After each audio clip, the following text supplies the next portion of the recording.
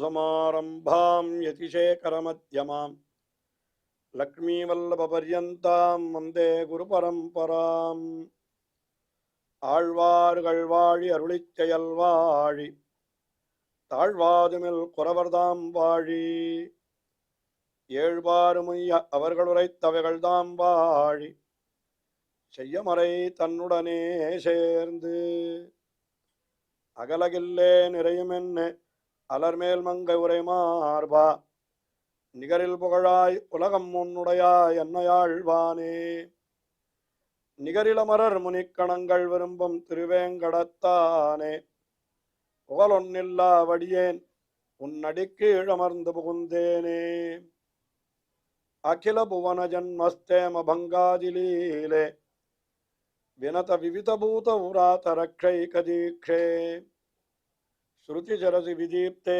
பிரம்மணி ஸ்ரீனிவாசே பவது மம பரஸ்மின் சேமுழி பக்திரூபா श्रीमान वेंकटनाथार्य कवितार्किक केसरी वेदांताचार्यवर्यो मे सन्निधत्तां सदा हृदि ஸ்ரீரங்கநாதனுடைய பாதுகைகளை குறித்து 1000 ஸ்லோகங்களை ஓரிரவிலே அருளி செய்தார் வேதாந்த தேசிகன். அதுதான் பாதுகா சகஸ்ரம் என்று கொண்டாடப் பெறுகிறது. அப்படிப்பட்ட பாதுகா சாஸ்திரத்திலே ஒரு ஸ்லோகத்திலேயும் அந்த பாதுகையினுடைய பெருமை மிக அற்புதமாக வர்ணிக்கப்படுகிறது. அதிலே இப்பொழுது அதிகார பரிகிரக பத்ததி என்ற பகுதியிலே இருக்கக்கூடிய ஸ்லோகங்களை நாம் அனுபவிக்கிறோம். அதாவது ராமபிரானாலே பரதாழ்வானுக்கு கொடுக்கப்பட்ட பாதுகை, அதை பட்டாபிஷேகம் செய்து அவன் பரிபாலித்தான் அல்லவா, அந்த சமயத்திலே நடந்த நிகழ்ச்சியினுடைய நுட்பங்கள் அவற்றையெல்லாம் விவரிக்கிறார் இந்த பத்ததியிலே. பொழுது பாதுகா சகஸ்ரத்துடைய 159வது ஸ்லோகம் அது முதலிலே அனுபவிக்கப்படுகிறது. இந்த ஸ்லோகத்தில் என்ன தெரிவிக்கிறார் என்னால்,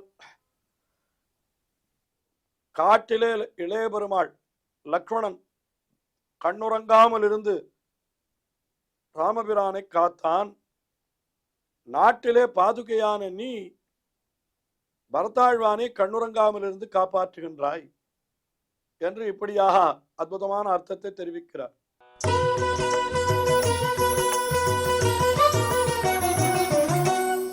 ராமன் த்வயா விரகிதம் பரதஞ்சதேன த்ராதும் பதாவனி ததா யதபூத் பிரதீதம் ராமானுஜஸ்ய தவச அம்ப ஜகத் சமஸ்தம் ஜாகர்த்திதேன கலு ஜாகரண விரதேனா.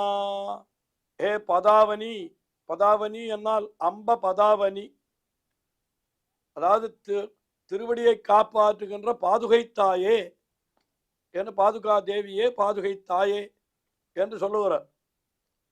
அப்போ துவயா விரகிதம் ராமம், துவயா விரகிதம் ராமம், உன்னாலே பிரிந்திருக்கிற ராமனை யார் காப்பாற்றுகிறாள் என்னால் அங்கே ராமானுஜஸ்ய தவச்ச அம்ப ஜகத் சமஸ்தம், ராமானுஜஸ்ய தவச்ச என்ற ராமானுஜன் என்னால் யார், ராமனுடைய அனுஜன் லக்ஷ்மணன். அவன் என்ன பண்ணினான், உறங்காமல் இருந்து, அதைத்தான் சொல்றார், ஜாகர்த்திதேன கலு ஜாகரண விரதேனா.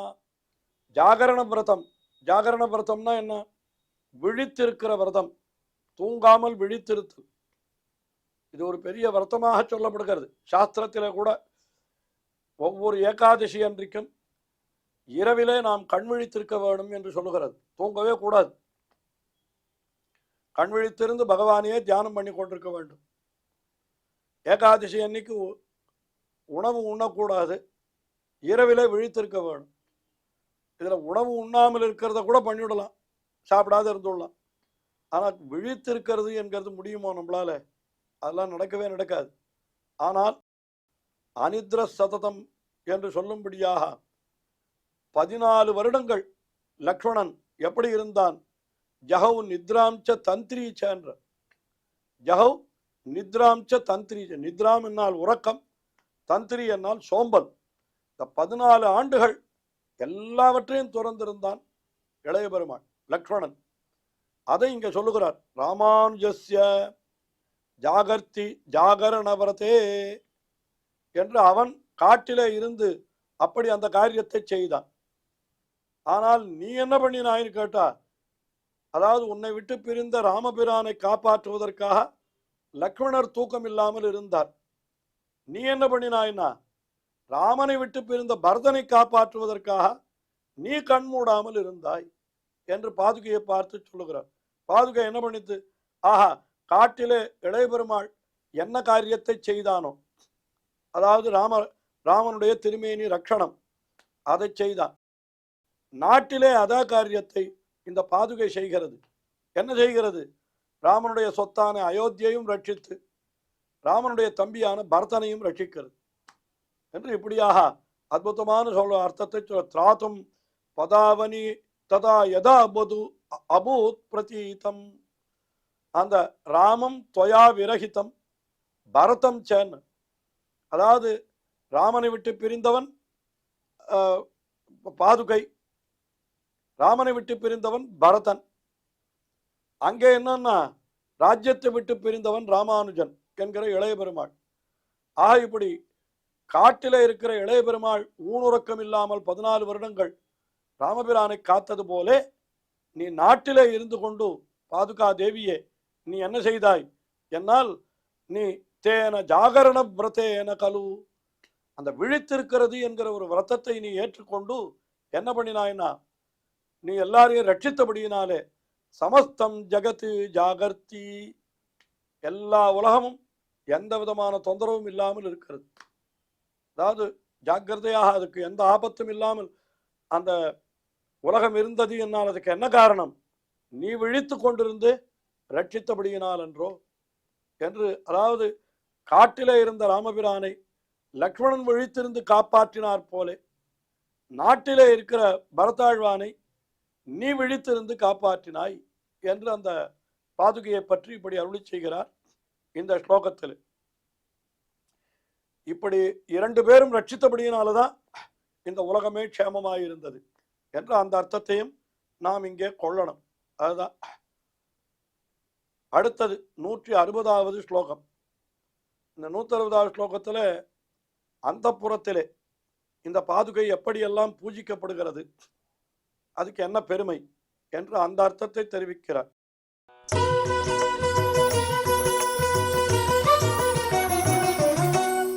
அந்தப்புரே பரிஜனைஹி சமயோபயாதைஹி அபியர்ச்சிதா அபவசியா வினயோபபன்னைஹி சா கோசலேஸ்வர பதாவனி பூபதீனாம் சங்கட்டனம் மகுட பங்கிபிஹி அன்வபூஸ்துவம். பாதுகையை பட்டாபிஷேகம் பண்ணி வைத்தால் அதற்கு வேண்டிய உபச்சாரங்கள் எல்லாம் அந்த புறத்தில் இருக்கிறவர்கள் அத்தனை பேரும் வந்து பண்ணிக்கொண்டே இருக்கிறார்கள். எந்தெந்த சமயத்திலே தளிகை அமுது செய்ய பண்ண வேண்டும், எந்த இடத்திலே திருவாராதனம், எப்படி விசிறுதல், சாமரம் விடுதல் என்று எல்லா கைங்கரியமும் அந்த பாதுகைக்கு நடக்கிறது. என்ன காரணம்? ஏன்னால் ராமபிரான் கோசலேஸ்வரன், அதாவது கோசல தேசத்திற்கு அதிபதி. இப்பொழுது அவனுடைய ஸ்தானத்திலே இருக்கிறது எது என்னால் இந்த பாதுகை தான். அதனால அத்தான் கோசலேஸ்வர பதாவனி, கோசலேஸ்வரனான ராமபிரானுடைய திருவடிகளை ரட்சிக்கிற பாதுகையே என்று சொல்றார். என்ன நடக்கிறது இங்கே? அந்தப்புரே பரிஜனைஹி, அந்த புறத்தில் இருக்கக்கூடிய பரிஜனங்கள், கைங்கரியபரர்கள் யார் யார் உண்டோ அவர்களெல்லாம் என்ன பண்ணுகிறார்கள்? சமயோபயாதைஹி, சரியான சமயத்திலே வந்தவர்கள். அதாவது எந்த சமயத்தில் யார் வரணுமோ அவரவர்களுக்கு முறை இருக்கிறது. அப்படிப்பட்ட சமயங்களிலே வந்தவர்கள். அதுக்கு மேலே அவர்கள்லாம் எப்படி வருகிறார்கள்? வினயோபபன்னைஹி, மிகவும் பணிவோடு வருகிறார்கள். ஒரு ராஜாவினுடைய அறைக்கு வருகிறவர்கள் என்றால் அந்த மற்றவர்கள்லாம் எவ்வளவு பணிவோடு வருகிறார்கள். அப்படி வந்து என்ன பண்ணுகிறார்கள்? அபியர்ச்சிதா பவசி, நீ அவர்களாலே நன்றாக பூஜிக்கப்பட்டாய். அபியர்ச்சிதா என்னால் அவர்களாலே வெகு கவனமாக ஆராதிக்கப்பட்டாய். அப்படிப்பட்ட ஒரு பாதுகையே உனக்கு இன்னும் ஒரு சிறப்பு என்ன அப்படின்னு கேட்டா, பூபதீனாம் மகுடபங்கிபிகி சங்கட்டனம் அன்வபூத். அங்கே சிற்றரசர்கள், வேறு வேறு தேசத்தில் இருக்கக்கூடிய ராஜாக்கள், சிற்றரசர்கள் இருக்காளே, அவளெல்லாம் வந்து என்ன பண்ணுவா, ராமன் இருந்தால் ராமபிரானுடைய திருவடியிலே விழுந்து வணங்குவார்கள். இப்பொழுது ராமபிரான் இல்லை, அவன் காற்றுக்கு எழுந்தொள்ளி விட்டான். அவனுடைய ஸ்தானத்தில் இருப்பவர் யார்? என்னால் ராமபிரானுடைய பாதுகாதேவியான நீதான் அந்த சிம்மாசனத்திலே வீற்றிருக்கிறாய். உடனே என்ன பண்ணுகிறார்கள் என்னால், அத்தனை பேரும் வந்து தங்களுடைய கிரீட்டம் உன் மேலே படும்படியாக அப்படி விழுந்து வணங்குகிறார்கள். அதாவது ராமபிரானுடைய திருவடியை வணங்குவது போல ராமபிரானுடைய பாதுகையை வணங்குகிறார்கள் அத்தனை அரசர்களும். அப்படி அரசர்கள் வணங்குகிற பொழுதோ அவர்களுடைய அந்த கிரீட்டமானது ராமபிரான் இருந்தால் அவனுடைய திருவடியிலே படும். இப்பொழுது அது பாதுகையிலே படுகிறதா. அதைத்தான் இங்க என்ன சொல்றாருன்னா, பூபதீனாம் மகுட பங்கி.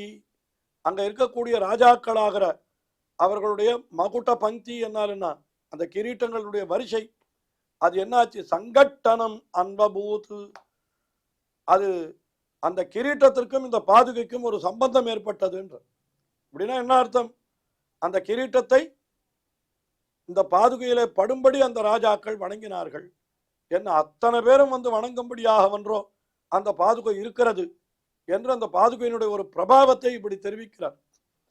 அதாவது எம்பெருமானுடைய அடியவர்கள் இருந்தால் என்ன பண்ணுவான், எல்லாரும் எம்பெருமானை சேவிப்பது போல எம்பெருமானுடைய அடியவர்களையும் வந்து சேவிக்கிறார்கள். இந்த அடியவர்கள் என்கிறவர்கள் ஆர் என்னால் இங்கே பாதுகை தான்.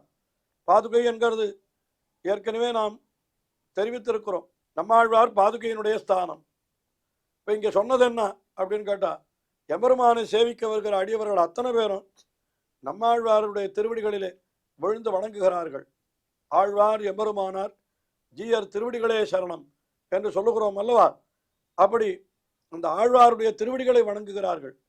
அப்போ எம்பெருமானுடைய திருவடிகளிலே பட வேண்டிய அத்தனை அந்த தலைகளும் இப்பொழுது இந்த ஆழ்வாருடைய திருவடிகளிலே படுகிறது என்கிற விஷயத்தைத்தான் இந்த ஸ்லோகத்திலே நாம் உட்பொருளாக அப்படி அறிய வேண்டும். என்ன தெரிவிக்கிறார், அந்த அந்தப்புறத்திலே வேண்டிய பரிச்சரியைகள் என்னென்ன அந்த பாதுகைக்கு பண்ண வேண்டுமோ அந்தந்த சமயத்தில் உபச்சாரங்கள் அதெல்லாம் எல்லாரும் பண்ணி கொண்டிருக்கிறார்கள். அப்படி பண்ணி கொண்டிருக்கிற பொழுது சுற்றுப்பட்ட தேசத்தில் இருக்கக்கூடிய ராஜாக்கள் எல்லாம் வந்து வணங்குகிறார்கள். அப்படி வணங்குகிற பொழுது அவர்களுடைய கிரீட்டத்தோடு உன்னுடைய பாதுகைக்கு ஒரு தொடர்பு ஏற்படுகிறது. அதாவது அந்த கிரீட்டமெல்லாம் உன்னுடைய பாதுகையிலே படுகிறது என்று இப்படியாக உயர்ந்த அர்த்தத்தை தெரிவித்தார். தொடர்ந்து அனுபவிப்போம். ஸ்ரீயக்காந்தாய கல்யாண நிதையே நிதையேர்த்தினாம் ஸ்ரீவேங்கட நிவாசாய ஸ்ரீனிவாசாய மங்களம். ஸ்ரீமத் சுந்தர ஜாமா திருமுனிமான் சவாசினே சர்வலோக நிவாசாய ஸ்ரீனிவாசாய மங்களம்.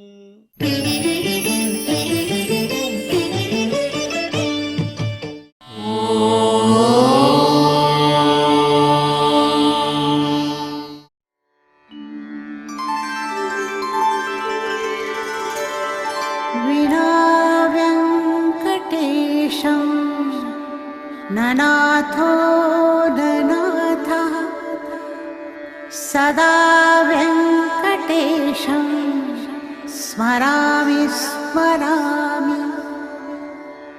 हरे वेङ्कटेश प्रसीद प्रसीद. प्रियं वेङ्कटेश प्रयच्छ प्रयच्छ.